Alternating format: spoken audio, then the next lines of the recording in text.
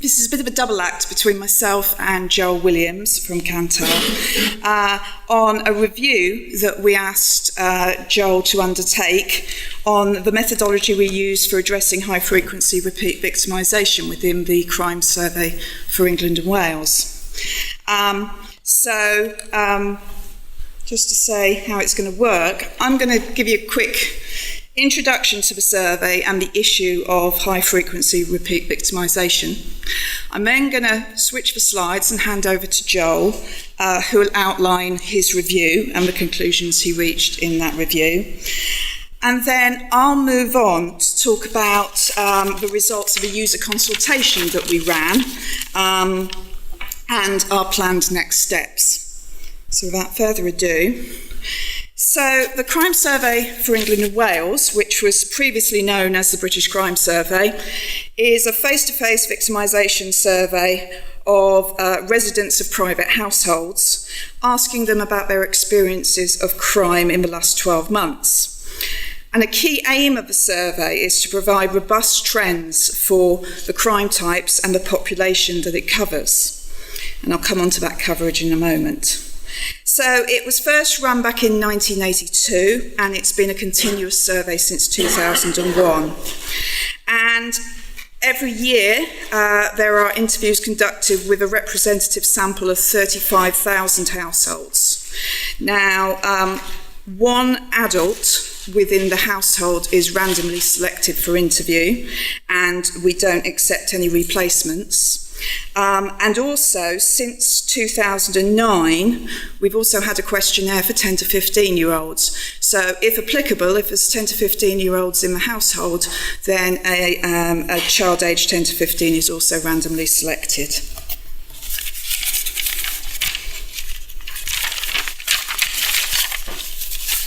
So, as I said, not all crime types are covered. So the survey doesn't produce an absolute count of all crimes happening in England and Wales.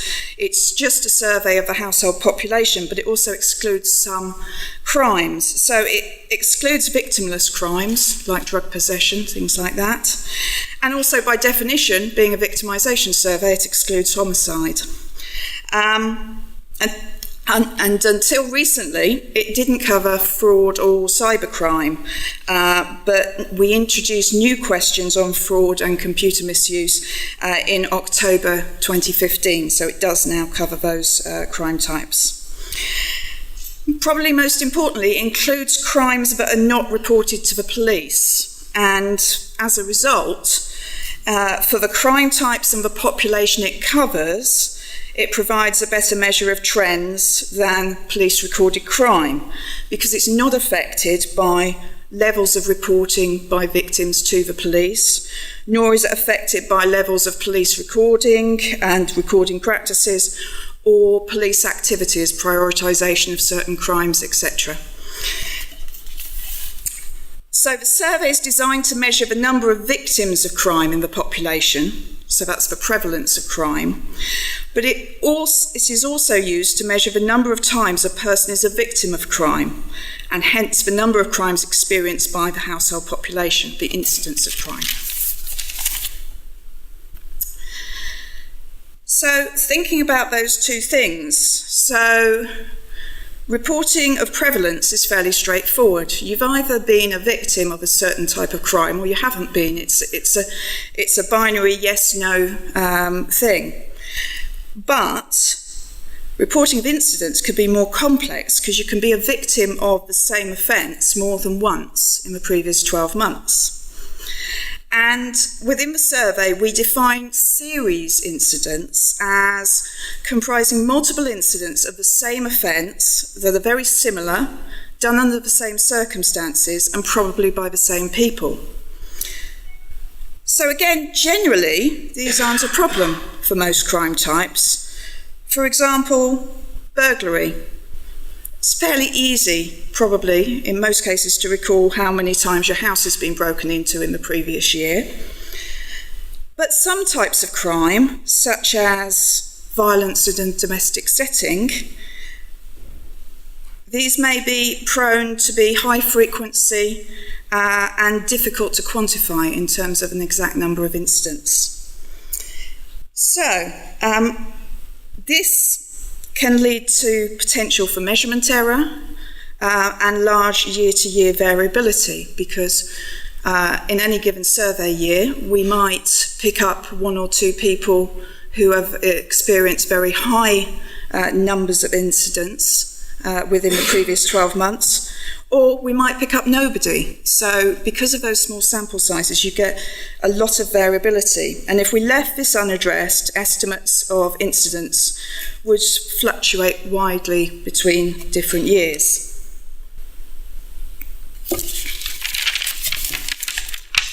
And since one of the strengths of the Crime Survey for England and Wales is its ability to provide trends for the crimes and population it covers, the practice has always been to only include the first 5 incidents within a series for all crime types, and hence when we're estimating the total number of crimes. And this methodology has been criticised for very reasonably failing to adequately recognise the very real phenomenon of repeat victimisation. So in 2015, ONS committed to review the methodology and presented an analysis to the GSS Methodology Advisory Committee. And they agreed that the current methodology should be reviewed and an alternative options considered. And so we commissioned Joel Williams, who's head of survey methods at Kantar, to undertake a review of the current method and any alternative methods. And therefore, without further ado, I'll hand over to Joel to tell you about said review. I'm going to essentially start off kind of expanding a little bit on what Emma said about how we count crimes in the Crime Survey of England and Wales. Then I'll discuss a few of the different sources of error that we might get as part of our data collection, and then talk about a few alternatives that were discussed as part of the review. So how do we count crimes in the Crime Survey? First of all, the questionnaire is quite long and detailed, and it begins with a series of what we call screener questions, which are there to really determine the range of potentially criminal incidents that have been experienced by the respondents in the survey. And for each broad crime type, as Emma said, we ask, were any of these very similar incidents where the same thing was done under the same circumstances and probably by the same person or people, depending on what it is. And if yes, establish how many incidents there are or were within this series. But what actually happens is that we also allocate this number to each quarter within the period. So the respondents are actually thinking about a 12-month period immediately preceding the interview. But because some people want to analyse the data with the crime placed in approximate date position, this is also allocated to a particular quarter. And in each case, a respondent may give a sum up to the value of 96. This is kind of historical. And 97 is reserved as a special code for anything that's 97 or over, or too many to count. And of course, too many to count may include numbers below 97, but as far as the data is concerned, it's treated as 97. But they can place all of these numbers within each quarter. So the maximum you can actually report for any 1 year is 4 times 97, which is 388 incidents over the course of that 12 months. But as Emma says, as far as official statistics are concerned, these are actually capped at 5. So 388 becomes 5 in that situation. Once that has been done, we collect detailed data about the last incident in that series, and we office code that whole series into a detailed crime category set up by ONS. So what is the risk of measurement error here? I mean, generally speaking, we would expect that the more frequent an incident is, the less salient each incident is. And therefore, it might be quite difficult to actually sum up how many times certain things have happened. Now, this is a general finding in survey literature, but it might also be true of criminal incidents. While you would think that they are extremely salient compared to most incidents of equal frequency, there are, at the extreme, for instance, domestic violence situations where the victim may regard this as a living condition rather than a series of discrete incidents that they can identify and sum up when asked in an interview. So it certainly could be difficult to count large numbers of incidents accurately. And I found in the course of doing this that it was quite interesting to look at a United States study which had been based around the National Crime Victimisation Survey, which is their equivalent, in which they had asked this same count question at 2 different points within the interview. And the graph here shows what they found. So on the x-axis, you have the number of reported victimisations when they were first asked, and the y-axis when they were asked second. And you can see here that quite a number of them picked exactly the same total each time, even with quite high totals. But of course that doesn't mean that there was no measurement error, but it may well have been correlated measurement error. And the first time they said something, well, the second time they didn't actually want to recalculate it, or they'd realised that they'd made an error first time round, but didn't actually want to present an inconsistent picture, and then picked the same number. So it's not totally conclusive there. But also you can see that although there are quite a lot of people picking exactly the same total, there are also some colossal changes even within the course of an interview. So you've got somebody at the far right corner who originally said 100 incidents, and then next time they were asked they said 5. So there's certainly at the very least a random measurement error within the study. Now, of course, the accuracy of the point estimation, so the total number of crimes, really depends on this measurement error being entirely random. So that means that the measurement errors approximately, if they're there, cancel each other out, and that not just overall for a whole population, but for any reporting domain that the ONS chooses to do. Now, I would say that it's probably more plausible to assume that actually the error is a mixture of random error and some systematic error, but we have no specific evidence of the magnitude of the systematic error or even the direction, or whether that direction might vary between reporting domains. And it's quite tempting in this situation where you have an absence of evidence to make an assumption such that the error effectively is quite quasi-random.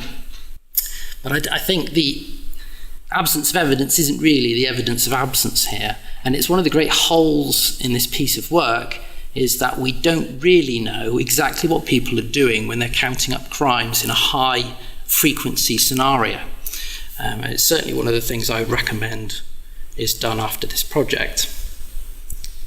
So, preamble over, what does the data look like itself? Well, I'm going to, just for simplicity, focus on violence. There are several different broad crime types, but just for simplicity, I'm just going to focus on one, and it's quite illustrative of some of the problems with counting crimes. Now, violence is as defined by the Crime Survey of England and Wales, by the ONS for that. So effectively, it is violence that is clearly criminal incidents, but excluding sexual assaults and threats. I should have brought the definition to hand, so I haven't got it absolutely to hand, but lots of ONS colleagues here. But anyway, the distribution is that the vast majority of people who've experienced a violent incident have experienced just one, so 70% or so.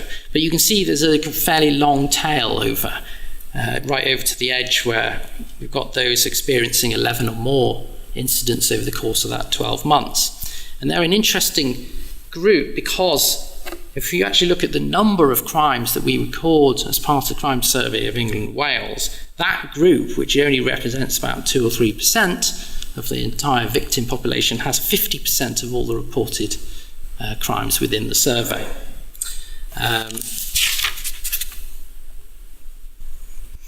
Now that's 50% on average. This data is based on the period 2003 through to 2015. So it's a very large data set in order to get some sort of accuracy about the distribution. But in fact, the percentage in that category, 11 plus, has actually ranged from 34% to 69% on an annual basis. So you can get some sense of the volatility of this data just from that. Now, the cap of 5 that we've talked about reduces the number of violent incidents by 48% compared to what is actually recorded. So we are effectively halving the total. So how much random sampling error is there? So we talked about measurement error, but I'll turn to random sampling error. And it is a significant problem here. Each respondent stands in for an average of about 1,300 others who are not interviewed in the population. So one person reporting that maximum of 388 incidents, and we do get people doing this, is expected to contribute approximately 500,000 incidents to the grand total. Now, the normal total across most years is about 2.5 million before the cap is introduced. So these individuals can in fact hold 20% of the entire set of incidents that go into the total. So measurement error for this one person can radically affect the statistics. I think that should be obvious. But it's also true that the random sampling mechanism used for the crime survey means there may be 0, 1, 2, 3, or even 4 of these individuals in any one year, without there being any change in the underlying population. Now, the chances of getting 0, I think, is about 1 in 3. So 1 in 3 years we don't have a case with 388, but most years we do. And a very small number have 4. And each of these contributes roughly 500,000 incidents. So you can imagine that there's not only measurement error potential here, but very, very substantial random sampling error that can affect these statistics. So let's just turn to looking at how many violent crime incidents are there per year before we apply any cap. So this shows that for the period 2003 through to 2015. And you can see here that the annual number of violent crime incidents is highly volatile, as it's reported to us. The average annual change is 21% from one year to the next. My instinct is to think that an average change of that magnitude is probably implausible. But it's also worth having a look at the confidence intervals here. I've just added the frequentist 95% confidence intervals here around the total. So they just use the data from the relevant year only, and you can certainly argue about that, but it's fairly common practice with survey data. But you can see how the 2 peaks in 2005-06 and 2012-13 are accompanied by an enormous level of uncertainty. So the 2 peaks demonstrate the effect of having a larger than average number of high incident victims in the sample. So not only does the total increase, but the estimated amount of random sampling error is colossally increased and is a fair proportion of the total itself. And you can imagine, looking at this, if you strip out the point estimate for a moment, it's quite easy to imagine other lines passing through this region of plausibility, if you like, that tell quite a different story from the point estimate.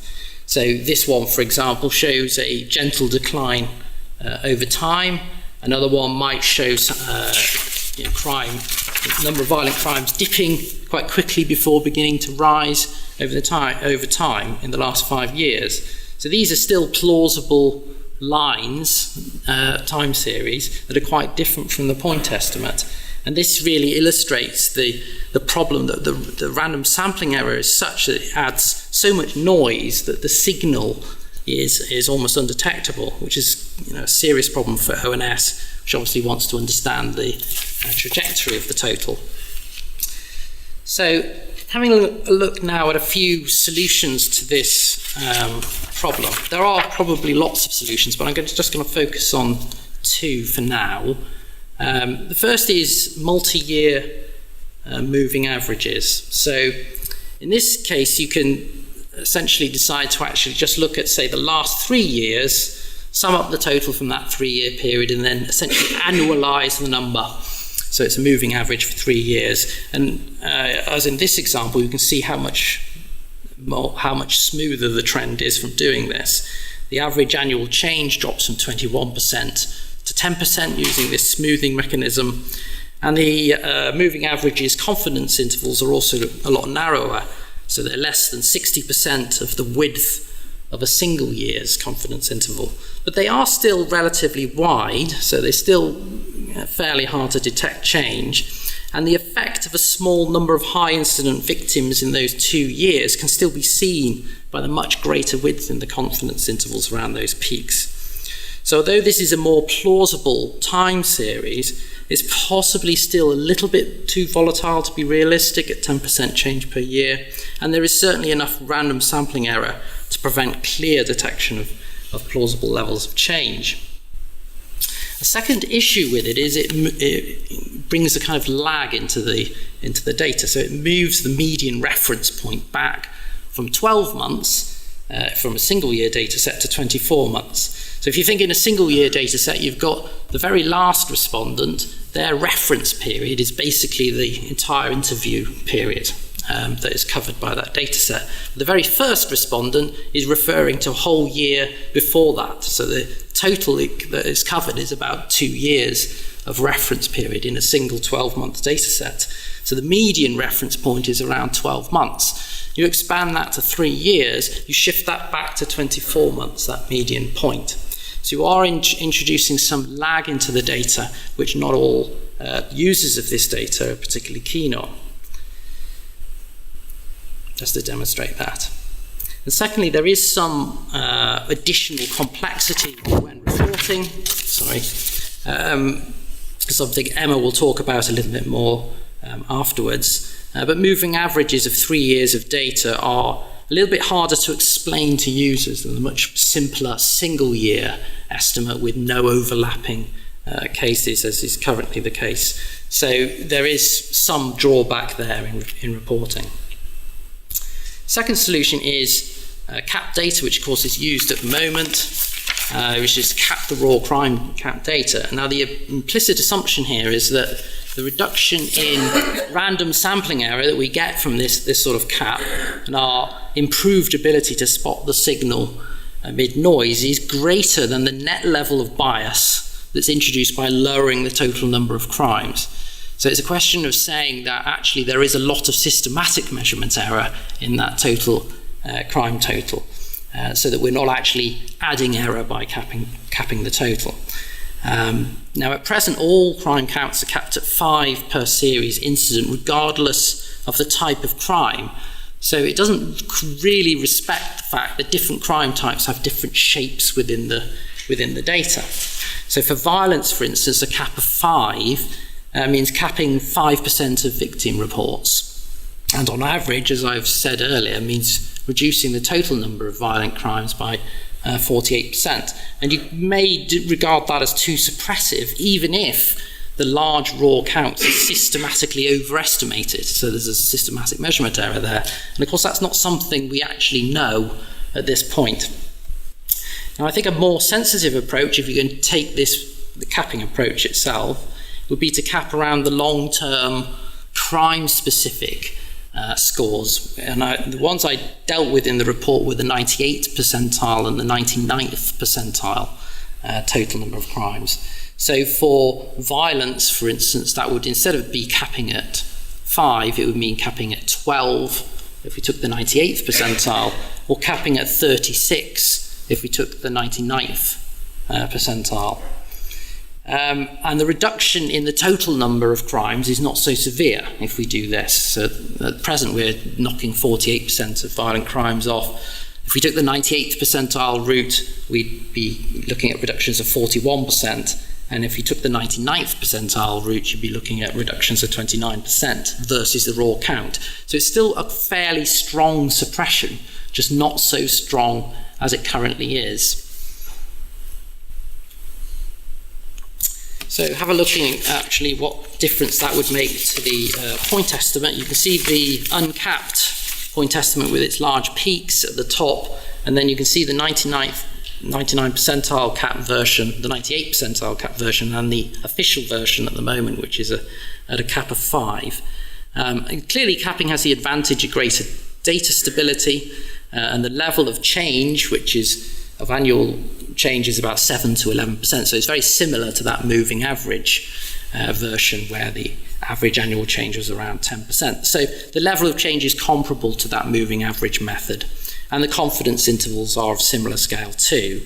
But of course, capping, which is different from moving average method, presumes a great deal of systematic measurement error in the raw data, at least among those reporting incidents above the cap that's used, which is quite an assumption to make, given that it's not wholly evidence at present.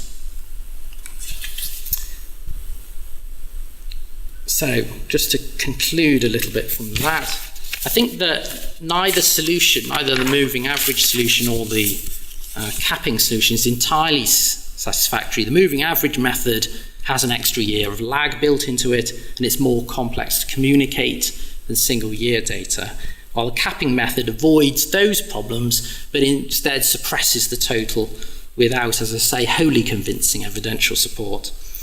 I wondered originally about whether a hybrid, such as a 2-year moving average rather than a 3-year moving average, but with more lightly capped data, so perhaps at the 99th percentile rather than something stronger, might be the least worst solution, but it's not in any sense perfect.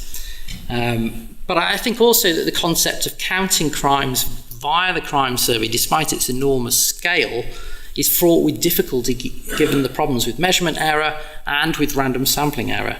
And in contrast, it's relatively easy to count how many victims of violence there are, or how many victims of serious violence there are. And I wonder whether, in fact, it's a suitable vehicle for counting crimes, even if it is, in fact, the best available to us at the moment. I think regardless of what ONS decides to do, and it's something I alluded to at the beginning, I think it would be worthwhile to carry out a cognitive research project with both quantitative and qualitative elements to try to understand how our high incident victims count, to try to get a little bit more of a handle on the relative contribution of random and systematic measurement error, because at the moment we're either assuming that the error is entirely random, or with the capping method assuming a very strong systematic upwards error. So I think filling this gap in understanding is pretty much a critical prerequisite for making the right choice of estimation method. Thank you. In July, we published Joel's review alongside a public consultation, which we ran for 10 weeks, asking for views on the findings of the review and what people thought about the methods we currently use and the alternatives proposed by Joel. We got 33 responses to the consultation from a wide range of users, including government departments, crime and justice agencies, academics, and probably about a quarter of our responses were from organisations representing or providing services to victims of domestic violence and abuse. So what do they say? Firstly, we asked them if they agreed with the conclusions of Joel's review that the current methodology should be changed. And we had 28 responses to this question, and resoundingly 82% said yes, it should. We just had 3 people who stated that it should stay as it currently is with the current cap of 5. And 2 people who didn't answer, but one of those said that they were open to changes. So because we had some yes-no questions followed up by please explain your answer, and some people didn't answer the yes-no questions but still gave a sort of justification or a response in the text box. So some of the comments that we had to this question. So the current methodology of capping repeat incidents at 5 results in a misleading picture of a rate of violent crime that hides the gendered nature of domestic abuse. Somebody else said, it's clear from the analysis presented in the technical paper that capping counts at 5 for all crimes significantly suppresses the raw data for certain crime types. And another who disagreed with those views was given the way in which crime counts are totalled up to produce trend measures. It is absolutely imperative that a cap on numbers of repeat incidents is maintained to enable a sensible and proportionate estimate of crime to be produced. So a flavour of the responses there. We then went on to ask respondents about their views on whether they thought the suggestion of using a crime-specific cap as the 98th or 99th percentile of distribution of incidents was a suitable alternative methodology. So 12 out of, we had 24 responses, 12 agreed that this was a suitable alternative. But 10 said no, they didn't think it was a suitable alternative. And of those 10 who said no, we don't think this is suitable, 8 of those supported the removal of the cap altogether and as having no cap on the estimates, whereas just 2 said it wasn't suitable and they wanted to stay with what we had already, the cap of 5. Of those who thought it was a suitable alternative, 5 favoured the 98th percentile, 3 the 99th, and 4 didn't state a preference. And some of the comments, the 98th percentile is less arbitrary than the current cap, while still limiting the level of volatility added to the series. We believe the use of the 99th percentile would add too much volatility, and therefore potentially overall crime survey crime. But somebody else said all of the problems of systematic underestimation of the scale of crime and systematic bias in the distribution of different crime types and for particular groups of victims apply equally to capping at 5 counts for 98th percentile or the 99th percentile. So differing views there. We then asked for respondents' views on the use of, well, I've called it here annualised multiple year aggregations, which I think is the term Joel used it in his paper, but using multiple year averaging as Joel described. And I think in Joel's original report, he discussed in some places possibly using different time periods, different averaging periods for different types of crime. So a mixture of responses to this question. We had 21 responses and just over half of those were in favour of using multiple year averages. Although 7 out of the 11 who were in favour did say that they weren't in favour of using different time periods for different types of crime or acknowledge the difficulties in sort of interpretation of the data that would result. In contrast, 9 of our respondents were against the use of averaging data. And some of the comments that we got, so the first quote there, so they felt it was a well-established technique to deal with the issue of volatility in data over time. Another said that it would only mean that sort of trends over medium and longer term would be able to be monitored, and it would be the survey would cease to be useful to show short-term trends in crime, and that would be a significant loss of information. And then moving on to the different time periods, somebody here saying different time periods for different crimes seems unnecessarily confusing and complex. And one more there, caution against using against the use of different time periods for different crime types, complicate the comparison and interpretation of trends data. We also asked people about the effect on timeliness and the lag that Joel talked about. We asked people about their views on this, and over half of them thought it was an acceptable compromise. So you can see there, use of annualised multiple year aggregations would have a minor effect on the timeliness of data. And we think improving the analysis by removing the cap is more important than concerns about preserving time series. But some key stakeholders were very much against the use, the impact that this would have on timeliness, and along the lines of those short-term trends that I just mentioned in a previous comment. So, in terms of other questions we asked about whether people, if we did change the methodology, did people think it was a priority to revise the back series? And most people did think that was important.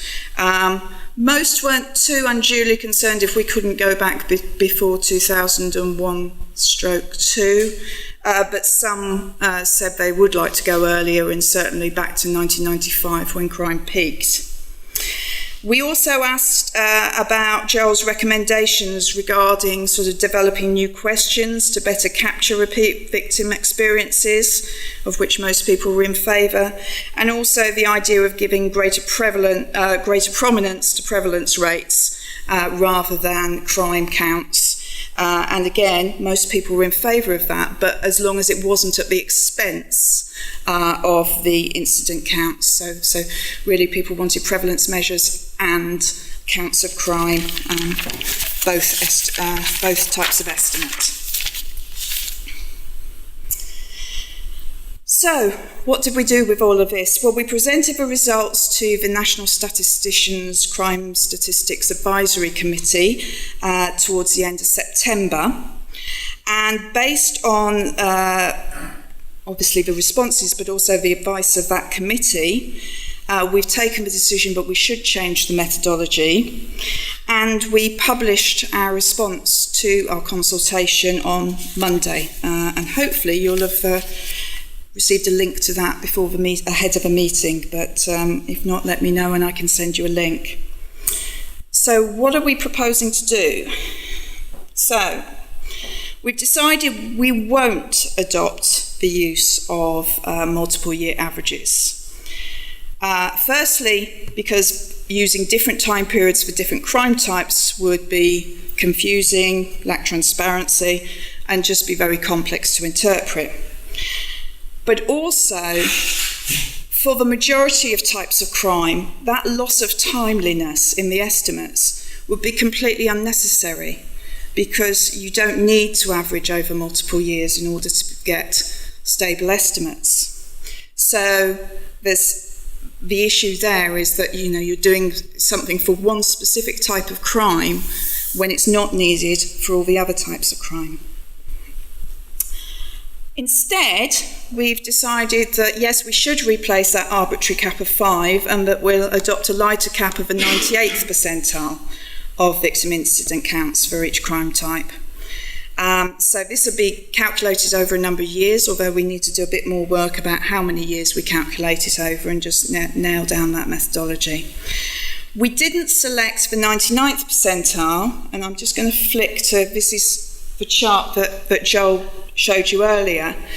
Given that increased volatility in the 99th percentile, the sort of second down purpley line, so we have decided to stick with the sort of more stringent 98th percentile there. But as I say, it's how we calculate it over a number of years is yet to be decided.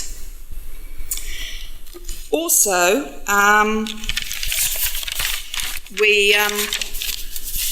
we've decided we will revise the time series and go back as far as we can. Our initial analysis suggests that should be fine to go back to 2001-2, but we need to do some further work to work out if we can go back earlier. So we'll keep users informed of that.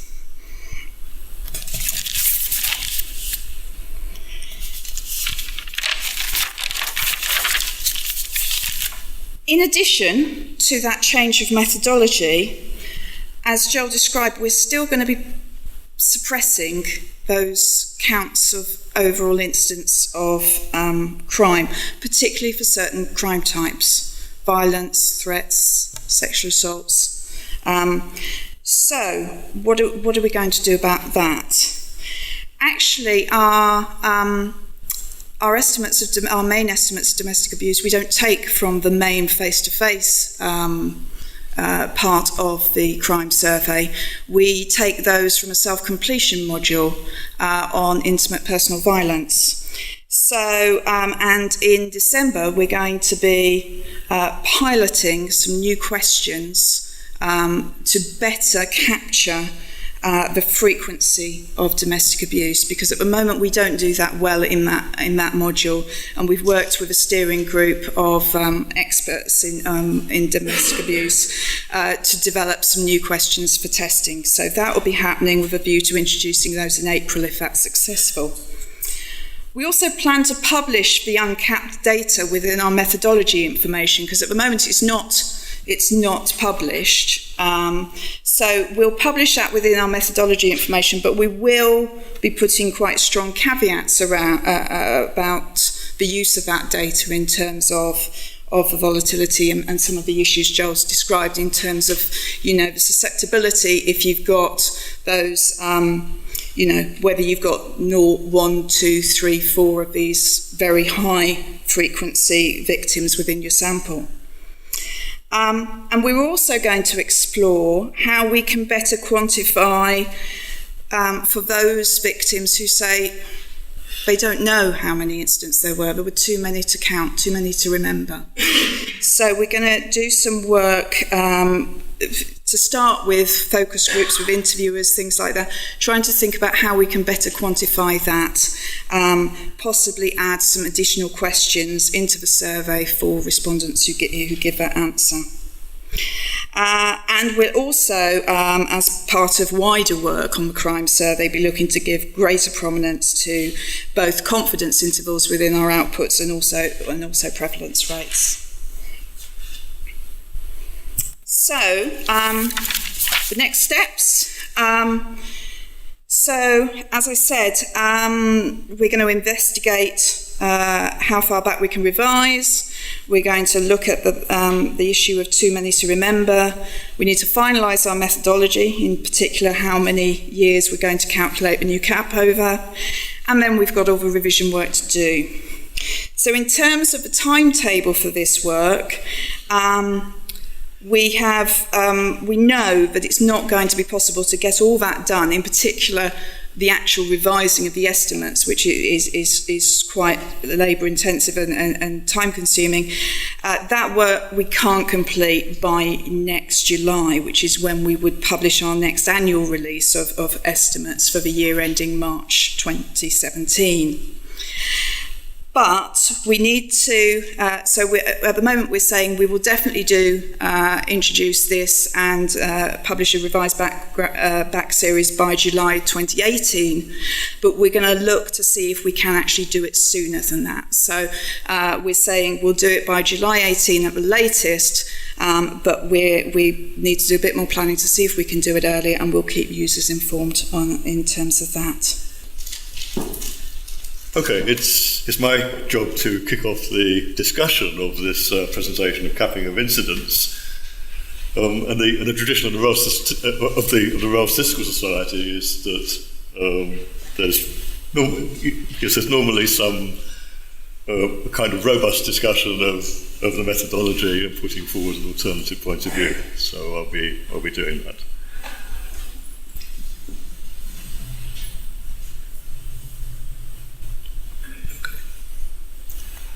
Right, the problem, as it was presented to us, was that crime, especially violent crime, is underestimated.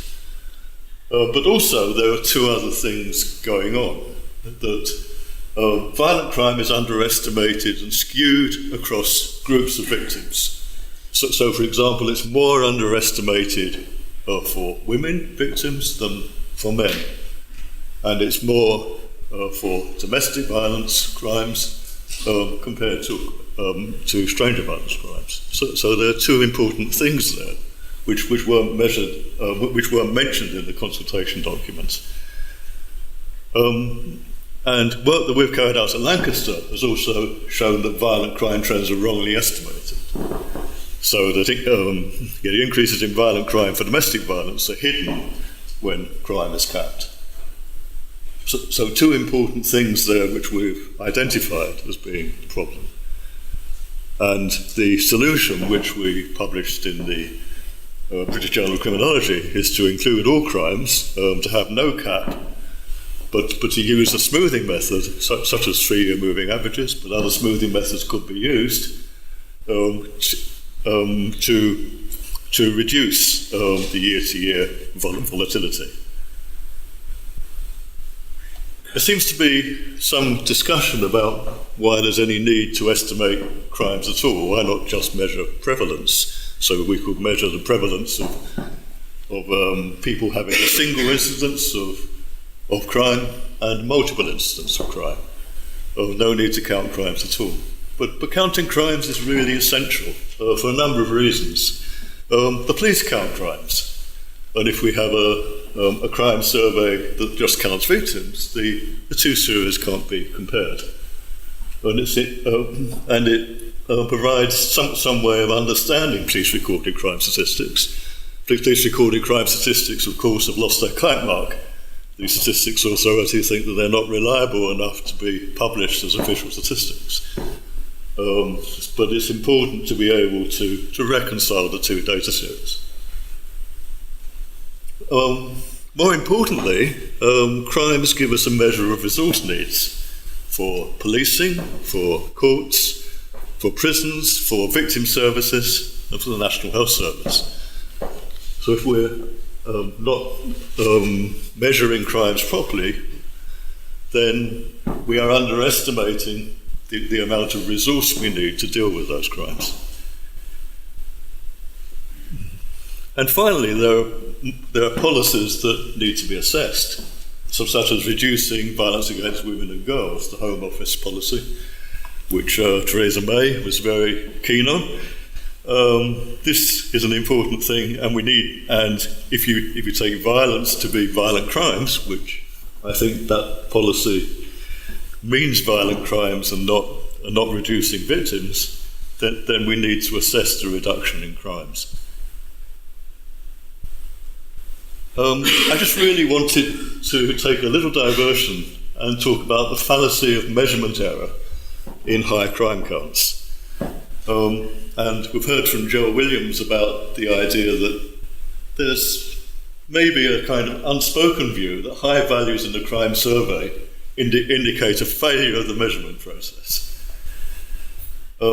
which kind of is saying, are respondents telling the truth when they respond with a high number? Do we believe these women? And they're mainly women. And even can women remember properly? This is a bit insulting, in a way.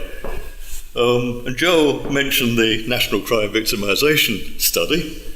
I took a different view on that study. I felt that it showed that there was remarkable consistency between the answers on those two questions. And the graph that Joel Williams has just shown you, the points on the diagonal, of course, we don't know how many respondents lie behind each of those points in the diagonal. It could be 1, it could be 200 or 300. And 88% of respondents in the study that was carried out, the Loris and Hough study, 89% were the same for both questions, the one at the start of the survey and the one at the end. So there's remarkable consistency in the response. Only 12% of people are giving a different response. There is some measurement error from heaping because respondents tend to round. They round their counts, or they make some kind of internal statement like I'm being hit, it's once a week or twice a week. So they may be responding on that rate measure and then multiplying it up in their mind to a 12-month period. But there's very little evidence that there's measurement bias. Maybe random measurement error is present, but not measurement bias. So I think at the outset we need to believe these counts. We're not saying that those counts are wrong. Yes, we're saying that they're true responses. So this really leads on to the second thing, capping. And capping is a form of Winsorization in statistical terminology, which was designed to produce robust estimates of the sample mean, with the idea of thinking of distribution such as a normal distribution. And capping was proposed as being two-sided, where you're capping too low values and also too high values. So you're getting rid of extremes and getting a more robust estimate of the mean. And it's normally designed to remove non-representative outliers. These are values that are not from the population. So we've seen maybe there's very little evidence that the responses are non-representative. They are representative. They're rare, but they're representative. So this introduces what's known as processing error. And we haven't heard about processing error. We've heard a lot about measurement error. And processing error is what the ONS do to data between the time it's collected and the time it's reported on. So capping is introducing processing error and bias. The ONS do not use capping to improve the estimate, but to reduce year to year the volatility from year to year. Well, how much bias does capping introduce? If we believe these counts, Canada, with a cap of 3, there's a study in 2013, violent crime increases by 87%. UK, our study gave an estimate of 60%. A Joe Williams study, I read this from the graph. I think I'm probably close to the estimate that he gave in his talk of 40%. So there's substantial bias in capping, but of course there's volatility from year to year. So we addressed these 2 points in the BJC paper published in 2016. And found that, as Joel has kind of represented it, that if you use all reported crimes and use smoothing, some kind of smoothing technique, which is a 3-year moving average in our study, then we reach the same level of volatility as capping of 5. So here's the way that we looked at volatility. So we fitted a statistical model with a smoother to represent long-term trend and looked at the dispersion parameter from a quasi-Poisson log linear model. So that's a reasonable way of measuring volatility from a data series. And we can see that if we look at the second column, the catch crimes is the current method, which is used by ONS. If you uncap, the volatility increases dramatically, but taking the 3-year average, the volatility then drops to around the same level as capping at 5, slightly different for different forms of or victim. Moreover, the trend lines change.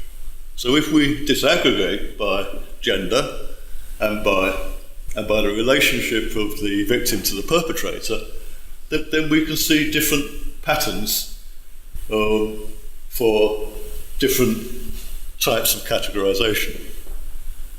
So if we look at a violent crime against women, in the second column we can see the capped crime rates, capped at 5. When we uncap but take the 3-year moving average, we can see the data points have roughly the same level of volatility, but we can see an increasing trend.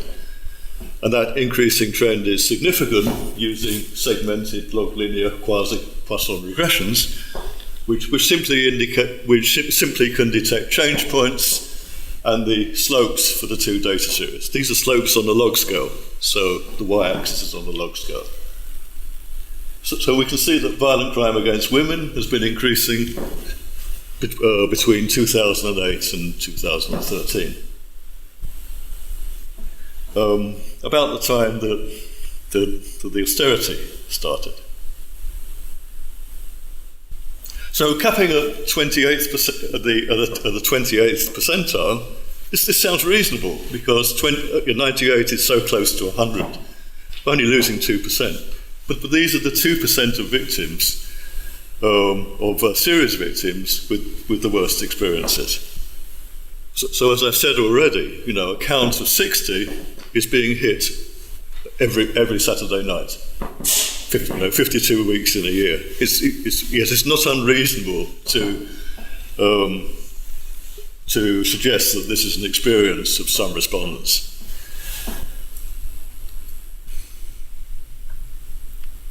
So, for the 98th percentile, the cap will be at 12 crimes. So it wouldn't allow these respondents to be fully reported. They would only be partially reported in the crime survey. And around 40% of reported violent crimes would still be excluded. Moreover, if we take the 98th percentile, the cap will be lower than 5 for many crimes. So we're actually getting a worse deal on some of these crimes, on personal theft of a motor vehicle. I haven't looked at those crimes, but I would want to ask the question: what's happening there if the cap is lower than 5? Is the cap being set at 2 or 3? But the point is, all capping is giving you bias, and crime is still underreported by official statistical publications. So there's another question really to do with trends over time. Why are trends on a badly biased estimate more likely to represent the reality than smooth trend lines on a less biased estimate? I think that's a question really that we need an answer to. We've seen that that we do get different trend patterns when we uncap and when we disaggregate the data by gender and by relationship. And finally, there's another important point, which is to do with the GSS quality guidelines. And there's a responsibility on all statisticians who work for the government to assess the potential for bias in quantitative or qualitative terms. Well, this is bias which is introduced by processing and, in my view, needs to be quantified by ONS. And the best way of doing this is to carry out a simulation study. And so, and this has not been done for the key indicator of crime incidence. So we need to know about bias, the bias introduced by processing error, and we need that to be reported. So the conclusions really, I've said all I wanted to say. We recommend the use of uncapped data and 3-year moving averages. Well, that was the outcome from our paper, our 2016 paper. And the use of a higher cap without smoothing, will, in our view, will increase volatility. Yes, without measuring volatility. There may be some argument about that between Joel and myself, but it will still have substantial bias. So I'll stop there. I should say that I'm one of the guilty parties who is responsible for the cap, as Pat Mayhew over there and I and Douglas Wood, who were the 3 people who designed the survey in 1981, probably, I think, made the decision about capping in 1982 when we were analysing. So we're to blame. I should also say that I'm something of a barefoot statistician by comparison to the other speakers. So there. That's a nasty noise. What I want to do is actually welcome the way that ONS is going. I think it's the right direction. Sorry, I disagree with you, Derek. I want to say a little bit about the origins of the cap, as I think they help frame the discussion a bit. I do want to tease out lessons for survey design from the whole cap issue, and I want to end by offering a word of caution about what I see as counting fetishism but the Lancaster people see as a form of greater honesty. Don't mean to make it sound as confrontational as that probably sounds. The decision that's been reached, I wasn't one of the 3 people in the consultation exercise who said 5 is fine. I think we set the cap too low in 1982 for key sorts of crime, obviously assault and sexual crimes and threats, which are still, as I understand it, unreported by ONS. And I think the 98% percentile compromise is a good trade between dealing with different sorts of error and being as complete and open as possible in reporting. It's obviously sensible to have calculate back trends as much as possible, and unless it's just a resource issue, I can't see why one can't go all the way back to 1981 rather. It's not very complicated. It is a resource issue. I think one thing I really welcome in the ONS responses and on the ONS proposals is to present uncapped estimates somewhere. I think in terms of transparency, it's really important to say uncapped it looks like this, capped it looks like that, and the reasons are that you can get all sorts of error from sampling and measurement error that makes one person contribute 500,000 crimes to our total count, which is surely daft, unless one accepts that actually people can honestly say that they were victims of 400 events rather than interpret that as a way of saying something about a totally horrid experience that isn't easily broken into discrete events. I'll say a bit more about that at the end. I agree that a rolling annualized 24-month rate is just too complicated to communicate to people and would raise problems of credibility for the survey. Now, a bit of ancient history, how the cap came about. As I said, the 3 of us did it probably in a hurry. Everything was done in a hurry. We were under pressure to get results out, and our thinking was probably that this was an exercise that might last one shot, might be repeated once or twice, might conceivably do more, and we had no sense that we were setting in stone an analysis procedure that should last for an astonishing 35 years. I'm still astonished at that. We thought we were pulling together a methodology that was going to be not as grand as the American National Crime Survey, NCVS, but better. And in particular, we thought that we couldn't do worse than the practice of the American survey, which was to ignore series in total from their counts, which is absolutely bizarre. So we patted ourselves on the back, saying we've done rather better, whilst also dealing with problems of measurement and sampling error that arise from repeat victimisation. But clearly for assault, we set the cap far too low, and it strikes, it's just very odd that we should have dictated that people couldn't be victimised in assault more than 20 times a year. And as I say, I think it's really quite worrying that it took 35 years to get to a solution, despite the best efforts of various people like the Lancaster Group and Ken Pease and Graham Farrell, who threw stones at us in 2007 in their Civitas report for getting it wrong. There is a lesson for survey design and analysis, I think, from this story. There's always a tension between continuity, keeping the trend, and getting a better instrument. And we often had to deal with that, going from BCS1 to BCS2 and so on. And I think now, especially in the light of this experience, if anybody thinks that their design or analysis might be wrong, they really ought to check it out. And if they're wrong, they really ought to amend and say, sorry folk, we need to get it right rather than preserve the continuity of the trend, which we didn't do, of course. We didn't calculate the impact that the cap had on the trend. And if we'd had the resources, I can give all sorts of excuses, but if we had the resources to have done it in 1982-3, we probably could have changed it in 1984, and none of us would be here tonight, which would have been some sort of good, apart from actually coming here tonight. Let me end by just saying a bit about fetishism on crime counts.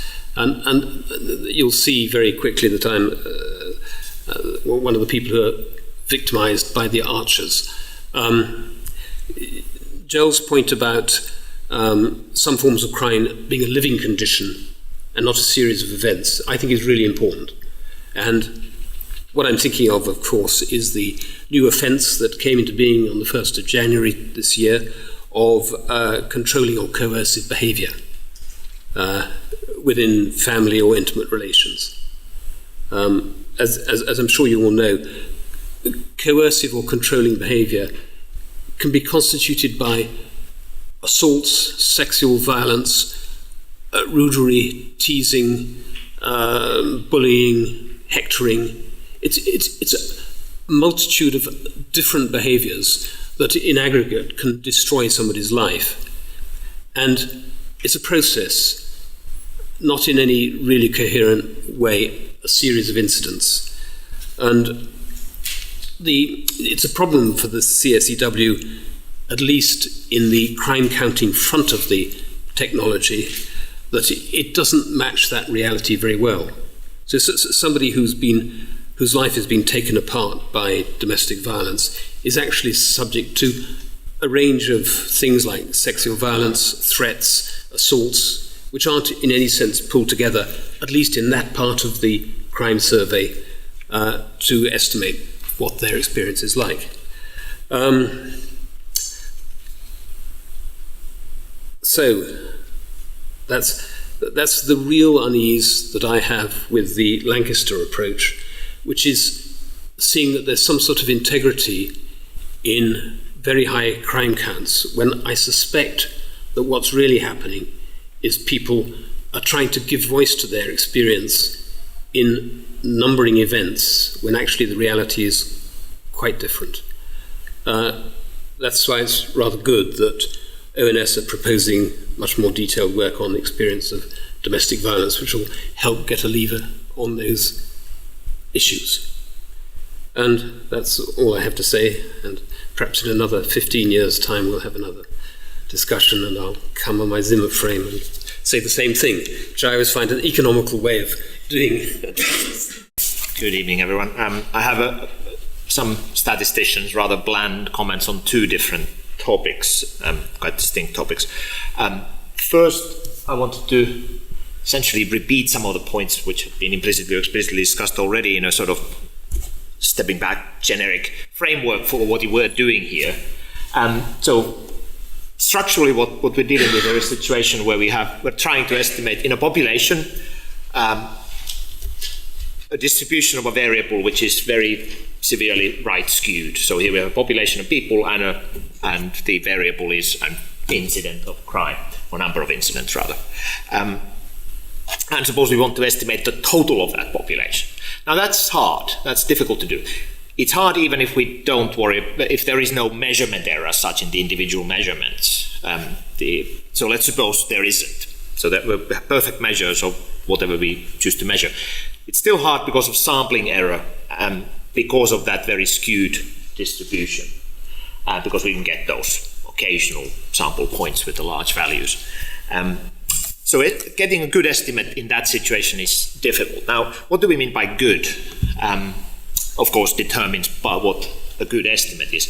If good is defined as lack of bias, then what we do is obvious. We use an unbiased or approximately unbiased, consistent estimator. So in this case, this would be the uncapped numbers, or rather, the standard survey estimate of a total using the uncapped numbers. However, that's not the only definition of good that we might adopt. I know very often survey statisticians don't. Instead, they define good in terms of mean squared error, a statistics which obviously balances variance and bias, trades them off against each other. And an estimator which minimizes mean squared error is, for skewed distribution, essentially inevitably biased. So I would make the point that bias is not necessarily automatically bad. It isn't bad in a context of trying to minimize mean squared error. So here we've heard about several types of estimators that seem to, in spirit, aim for a lower mean squared error. So they're accepting some bias in order to reduce variability. And in the case of a right skewed distribution, the bias is inevitably downwards. And how you go downwards can be achieved in a number of ways. There's capping or vincerization, trimming, whatever, call it what you like, where you reduce some of the individual data points in the right end. There are various variants of shrinkage, or whatever we might call it. Think of it either moving every observation downwards or calculating the estimate first and then moving that downwards. And for the larger values, smoothing over years is also shrinkage in its own way. So we've heard several different types of estimators which seem to have that aim in mind. Now, why do I talk about it in those abstract terms? Well, partly because that's what statisticians do, but partly I think it's useful to step back always and think of a broader framework in which your particular problem sits. Because you can learn from other uses of that framework. Maybe in applications, for example, this same exact structural problem arises a lot in, for example, business surveys, where the units are companies and the measures are things like revenue or turnover. Distributions can be seriously skewed. So people dealing in that problem, including people in the ONS business surveys unit, presumably have their own experience and thoughts about that. Similarly, just pointing out that there's a framework may be good for communication. That, for example, when I first encountered this issue in a GSS methodology advisory committee meeting, the 5 came across in the papers we received at that time as a bit of a homemade ad hoc number with none of this motivation around it. And I didn't know it was Mike's original invention, but yes, it did. But it did sound like somebody just pulled a number out of thin air and just kind of out of sort of sheer sort of frivolousness or whatever, decided to cut some people's numbers off at 5, which of course isn't the logic of it or reason for it. So communicating that there is a reasoning behind it. And then obviously finally there is what we might learn about the different ways of doing about it. Like here we have 2 different choices in Joel's proposal. The existing one, which is sort of hard cap, and the 98%, I'll say, which is a data-dependent cap. Those are slightly different ones, and might imagine that in general, the data-dependent one might have a better chance. I don't know. I don't know the answer to that, but we might do more in terms of looking at either the literature on different approaches to this or working with the existing situation with simulation studies. Say, I completely agree with Brian about that. For any given distribution, there is a more or less answer, the best way of doing it. But of course, we don't know the given true distribution, and in any case, they change from year to year. But nevertheless, one could do simulations based on realistic scenarios and try to sort of assess how well different choices do in these particular terms. So that's my first point, kind of embedding it all in this way. I mean, this was much clearer today than it was, say, I first heard about this in GSS Max. So Joel did frame it in those terms, of course, what you're doing. Okay, that was my first point. Second point, which is shorter, is about communicating and presenting these statistics. And there, my first point is that, the total number of crimes, the 2 million or 3 million or whatever it is on those time series, Brian has outlined the reason why it's used, and those are totally valid reasons. I'm not saying that those should be done away with. There's a reason why they are calculated. But as a method of, as a quantity for communicating the landscape of crime experience out there, I have no idea what 3 million means. It just isn't good for that. Or to see that, perhaps more clearly, think of the obviously equivalent quantity of an average. Take that 3 million and divide it by some relevant population number, let's say the whole population, so is it the adult population, whatever survey is meant to cover, clearly a number that's bigger than 3 million. So divide by that, you get 0 point something is the average. That's the average number of violent crimes that a member of the public encounters per year. Now that's an unusual descriptive statistic that it has essentially no value whatever. Because of course, for most of the population, it's 0, so that the average is too high, doesn't tell about their experience. It sure as hell doesn't tell us anything about the experience of those who experience those higher counts. 0 point whatever is totally meaningless regarding their situation. So what does it mean if you want a statistic to tell the public about what it looks like out there? And that's where we come to those prevalences, by which we mean, if it hasn't been made clear, for example, what percentage of the relevant population has experienced any number of particular crime, or more than 5, or whatever it might be. A statistics which is easy to estimate for one thing. It doesn't suffer from the skewness aspect. But my main point here is that it's much more, to me, much more telling of what's going on for presentation, communication purposes. So in Joel's report, there was a recommendation of greater emphasis to be put on this kind of statistic, not as a replacement to the counts, but as an additional thing. It was in the consultation, but it was sort of not discussed at much length in the response to the consultation, and neither today. So I just wanted to take this opportunity of saying very firmly that my answer to that question in the consultation would have been, yes, please, more emphasis on those numbers. And that's, I think, all I need to say.